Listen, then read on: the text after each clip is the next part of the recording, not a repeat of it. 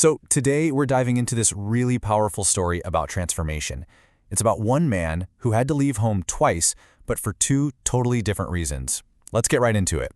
It's a simple question, but it really gets to the heart of life's biggest transitions, doesn't it?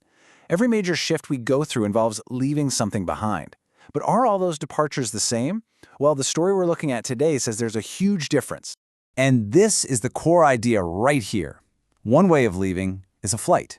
You're running, driven by fear, maybe from trouble you caused. The other way, that's a calling. It's a deliberate move toward a purpose you've been given. The biblical figure Jacob, his story is the perfect example of someone who lived through both. All right, let's set the scene. We're going to jump 20 years into Jacob's story, long after his first panicked run from home. He's built a whole new life for himself, but something just isn't right. For 2 decades, that's a long time, Jacob has worked for his father-in-law Laban. He is not the same young guy who fled with absolutely nothing. Now he's got wives, children, and these massive flocks of sheep and goats. I mean, on the surface, he's a huge success. But as we all know, success doesn't always equal peace. Wow. This line from the story is so quiet, but it's so heavy. It's that feeling, and I bet you've had it, where the relationship is still there on paper, but you can just feel the warmth is gone. The air has changed. And that unspoken tension, it's just suffocating. And this new tension, it brings a whole new kind of fear. See, his first flight was all about that raw, primal fear of death. He honestly thought his brother Esau was going to kill him. But now, his fear is, well, it's more mature. It's more complicated. It's the fear of losing the stability he spent 20 years building. It's that fear of uprooting his entire family and having to start all over again. And right in the middle of all this tension, God speaks. But notice what the instruction is. It's not just, hey, get out of this bad situation. It's go back. Go back and face your past. Go back and face your brother. Face the mess you left behind. This isn't an escape plan. It's a confrontation with a purpose. Now here's the key. Jacob decides to obey. And this one decision reveals just how much he has changed in those 20 years. So let's compare his two big departures.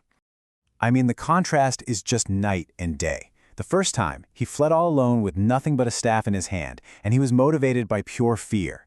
His faith was basically a transaction, a desperate what's-in-it-for-me bargain with God. But now, he's the patriarch of a huge family, and he's not motivated by fear anymore, but by obedience to a divine call.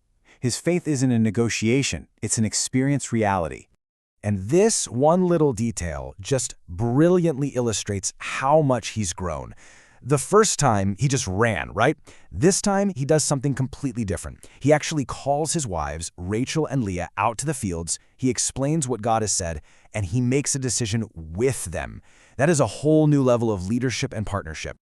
This contrast, in his own words, it just says it all. His prayer as a young man was totally conditional. If you do this for me, then you'll be my God. It was a deal. But now, after 20 years of hardship and blessing, he's not making a deal, he's stating a fact. God has been with me. His faith has moved from a transaction to a testimony. Okay, so being mature doesn't mean life is suddenly easy. Jacob still leaves in secret, which kind of shows he hasn't totally gotten over his fear of confrontation. And sure enough, trouble is right on his heels. His father-in-law Laban is furious, absolutely furious, and he pursues him for 7 straight days. Can you just imagine the tension of that week-long chase across the desert? Just try to picture the scene. Clouds of dust on the horizon, the cries of the kids, the noise from thousands of animals. Even though Jacob was being obedient, you have to think he had a moment of serious doubt, wondering, oh man, did I make a huge mistake? But then, the night before Laban finally catches up to him, something incredible happens. God intervenes directly. He appears to Laban in a dream with this chillingly specific warning. God literally steps into the conflict on Jacob's behalf. And this right here reveals the most profound difference of all. During his first flight, God appeared to Jacob to comfort him. This time, God appears to Jacob's pursuer to protect him. And it shows that when you are moving toward your calling, God doesn't just walk with you, He stands for you. So, what does this ancient story mean for us today? Let's distill this down to the key takeaways. It seems there are 2 basic ways to leave any situation. You can flee from sin, which is driven by fear and honestly usually leads to more isolation, or you can move toward a call, which is driven by obedience and leads you deeper into God's presence. The action, leaving, it might look the same from the outside, but the motivation, that changes absolutely everything. This story gives us some really practical wisdom for our lives. In our families, true spiritual leadership isn't about making all the decisions by yourself. It's about communicating and bringing your family along with you into God's timing, just like Jacob did with his wives. And at work, remember, Laban changed Jacob's wages 10 times. That's deeply unfair. But the story shows that while God might allow unfairness for a season, He will not let you be destroyed by it. When it's time to move, He's gonna make a way.